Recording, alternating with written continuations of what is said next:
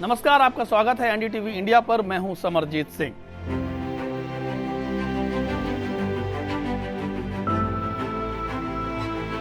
उत्तर प्रदेश की 80 लोकसभा सीट में से सबसे हाई प्रोफाइल सीट मानी जाती है वाराणसी।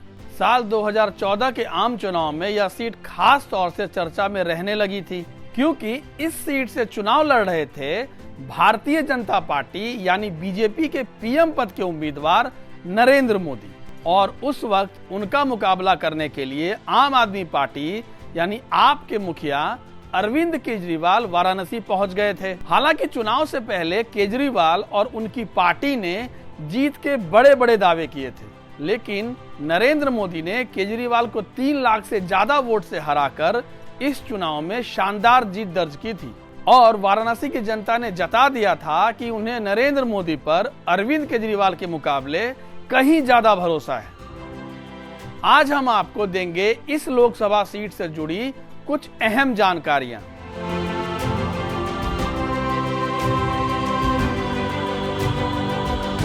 आबादी और लोकसभा सीट की संख्या के लिहाज से देश के सबसे बड़े राज्य उत्तर प्रदेश की वाराणसी संसदीय सीट पर आम चुनाव 2009 में भी बीजेपी का ही कब्जा था और वरिष्ठ नेता मुरली मनोहर जोशी ने जीत हासिल की थी।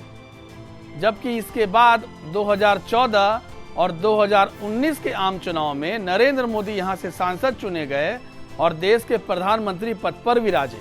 वाराणसी सीट में 5 विधानसभा निर्वाचन क्षेत्र शामिल हैं। और अगर इतिहास की बात करें तो इस सीट पर आजादी के बाद से अब तक 17 बार चुनाव हुआ है, जिनमें कांग्रेस और बीजेपी ने 7-7 बार जीत हासिल की है, जबकि एक बार जनता दल, सीपीएम और जनता पार्टी को जीतने का मौका मिला है।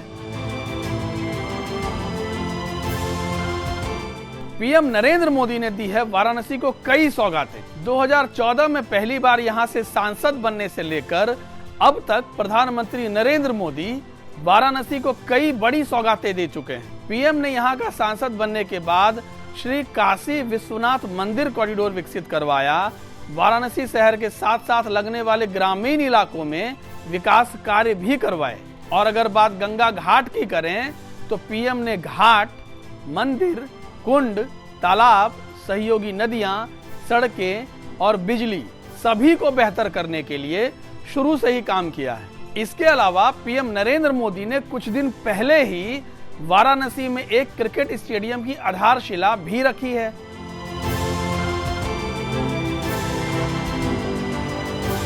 वाराणसी लोकसभा सीट का क्या है इतिहास?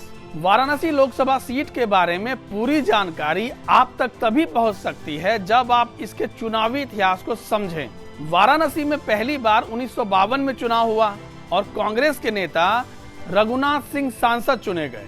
1957 और 1962 में भी जनता ने रघुनाथ सिंह पर ही विश्वास दिखाया, जबकि 1967 में यहां से पहली बार मार्क्सवादी कम्युनिस्ट पार्टी यानी सीपीएम के सत्यनारायण सिंह ने चुनाव जीता। फिर 1971 में कांग्रेस की वापसी हुई और राजा राम शास्त्री सांसद बन गए। अगले ही चुनाव में इमरजेंसी के बाद कांग्रेस विरोधी लहर के दौरान जनता पार्टी के चंद्रशेखर चुनाव जीते। यह वही चंद्रशेखर थे जो कालांतर में देश के प्रधानमंत्री भी बने। 1980 में फिर कांग्रेस लौटी और कमलापति त्रिपाठी वाराणसी से संसद पहुंचे, जबकि 1984 में तत्कालीन प्रधानमंत्री इंदिरा गांधी की हत्या के बाद सहानुभूति लहर के चलते भी कांग्रेस ही जीती और श्यामलाल यादव को जीत हासिल हुई। 1989 में फिर वाराणसी का मन बदला और पूर्व प्रधानमंत्री लाल बहादुर शास्त्री के पुत्र अनिल शास्त्री ने जनता दल की टिकट पर चुनाव लड़कर जीत हासिल की। 1991 में वाराणसी ने पहली बार बीजेपी पर भरोसा जताया और श्री चंद्र दीक्षित को सांसद बनने का मौका दिया। इसके बाद 1996, 1998 और 1999 में भी लगातार 3 बार बीजेपी को ही जीत हासिल हुई और शंकर प्रसाद जायसवाल सांसद बने। लेकिन 2004 में कांग्रेस फिर बाजी मार गई और राजेश कुमार मिश्रा संसद पहुंच गए। बस उसके बाद से कांग्रेस यहां से कभी नहीं जीती है और 2009 में डॉक्टर जोशी ने यहां से, जबकि 2014 और 2019 में मौजूदा प्रधानमंत्री नरेंद्र मोदी वाराणसी से सांसद चुने जाते रहे।